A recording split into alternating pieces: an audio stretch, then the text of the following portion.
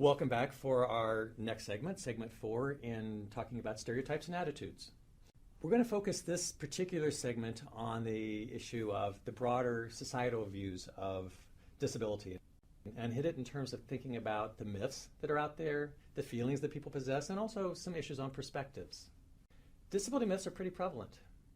Again, would ask you to take just a moment and think about any myths or ideas that you may have heard as related to disability. I'll give you an example. One is that, and again, growing up as a psychologist, it made a lot of sense to me that people with disabilities must have some sort of pathology, because how could you go through life having all the struggle and not have it have an effect? Right? Now, clearly I was wrong. I wholly admit that.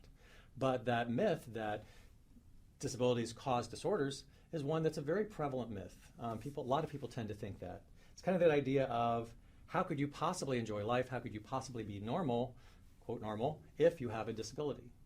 Okay? Whereas in reality, certainly there are many, many people who have disabilities who lead happy and fulfilling lives, have high quality of lives. We mentioned before the just world hypothesis, that people get what they deserve, and certainly we know that's not true. But I would also say that one of the reasons the myths survive is that we don't talk about disability.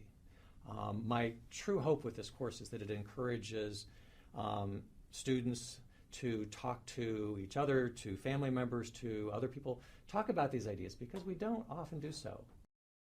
Disability tends to remind us of our own mortality. It tends to make us recognize that the future can change in a moment, and so we're uncomfortable, we're awkward about that. We'll tell you that I've had many students who've taken the on-campus version of this class, and one thing that I encourage them to do, and would encourage you as well, is to interview somebody who has a disability.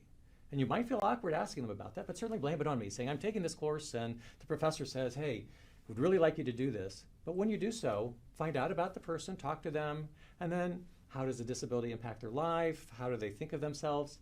Because I will tell you, having, again, taught this course for many years, the students who have taken me up on this offer, who have gone and, I've had students interview their mother, their father. I even had one student interview her identical twin sister who had a similar disability, and the two sisters had never talked about how each experienced the disability. So it's a tremendously helpful way of finding out about how people think about things.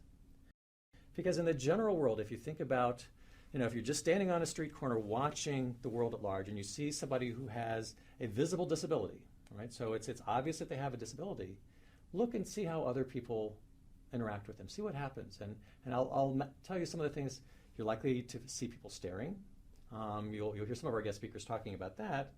But you'll also see that sense of trying to avoid social contact. So lower your head, turn away, maybe not ignore, perhaps ignore eye contact because you're uncomfortable, uncertain about what to do. And certainly from our standpoint, unless you engage in interaction and talk with one another, note their presence when they're there, there's no chance to help dispel any of these stereotypes and attitudes that exist.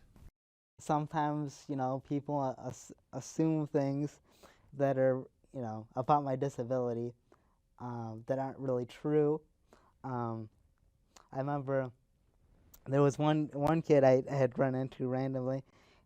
We were talking about sports, and he said, "Well, you can't like sports because you have a disability," and which, honestly, I don't like sports, but it's not because I have a disability. I'm not really into sports, but I know plenty of disabled people that love sports, so that was kind of frustrating. I gave him an angry look, and then he apologized, and that was that. So I'm a counseling student here in the counseling program, and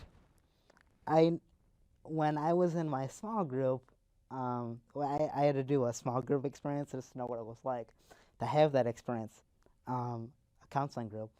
And the facilitator was saying that, how I was talking was very analytical. And she was just wondering why I wasn't very casual and very emotional. And I had told her, that I did have some concerns about that, about people seeing me as less because of my disability. So I try to come off as very intelligent.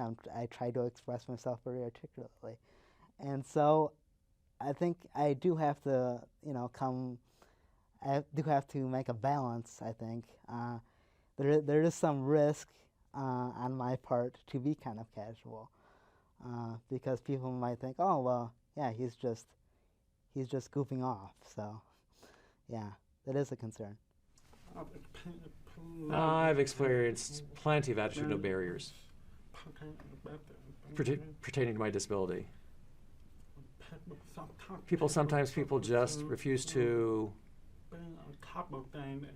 or they refuse to be accommodating. Sometimes people refuse to cooperate with me. That I, write my order on a piece of paper. Sometimes people just won't give me the time of day. If they ask me a question that I want to answer, and if I can't understand them the first time, and I ask them to repeat it, they just don't. They just walk away. I feel like whenever I walk into a room with my dog, all heads turn in my direction. It doesn't matter if it's the first day or the last day. People always notice when I come in. And, I mean, to a certain extent, I don't mind, but I know that someone's going to talk about me outside of class, if they meet me for the first time.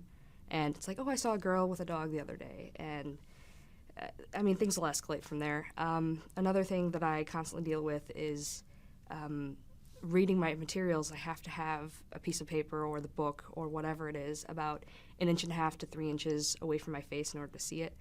And I know I could feel eyes everywhere, saying, like, what is she doing? Smelling a piece of paper or smelling the syllabus? Or, that's something that I also deal with constantly. Kind of the stigma attached to epilepsy. Because it's not visible, people don't understand when I'm staring off into space. And they think, oh, she's kind of just ignoring me or she's being rude. And that's not true. And most of the time, if I drop glasses or if I walk out of the room, I'm not being rude. That's what my body wants to do at that very moment. So, I think just people not understanding the condition itself. Generally, there are some huge negative connotations out there about HIV in general, and certainly advanced HIV in specific. And we do come across those. People are afraid. People are not educated and don't understand. And I think people think it's a lot more communicable than it is. And so largely we do come across attitudes that in general are quite negative. But again, some of those are hidden, and we might not ever know what people are going through or what they're thinking about what they're going through. So in summary, within this particular segment, we focused a lot on societal views and the myths that are associated with disability, the idea that certainly, how could a person possibly have a fulfilling life, and yet in reality, of course, it's a possibility. We also mentioned the idea within this segment that one of the core problems with a lot of this is that people don't talk about disability, that it's seldom discussed. And if it's not discussed, and if we don't gain the background knowledge and the comfort, then how will we ever be in a position to actually understand what to do and be otherwise comfortable? Now, as we think toward our next segment, we're going to look at the impact of attitudes on disability and kind of the sense of how the person's individual factors, variables, and such that go into making their experience unique, how those all interact.